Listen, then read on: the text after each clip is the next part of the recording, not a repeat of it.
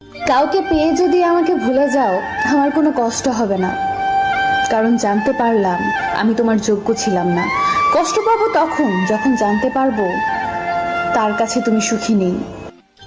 কষ্টটা তুমি দাওনি, ওটা আমার ভাগ্যে ছিল। চিন্তা করিস না, তোকে আর জ্বালাবো না। তোর ইচ্ছে হলে কথা বলিস। আজ হয়তো সময়টা খারাপ, কিন্তু সারা জীবন থাকবে না। তবে আজ যাদের চিনে নিলাম তাদের সারা জীবন মনে থাকবে। আমাকে আর খুঁজে পাবে না, কারণ আমি তোমার অবহেলার মাঝে হারিয়ে গেছি। মন খারাপ যতই হোক কাউকে বুঝতে দেই না, কারণ আমার জন্য অন্যের মন খারাপ হোক তা আমি কখনোই চাই না।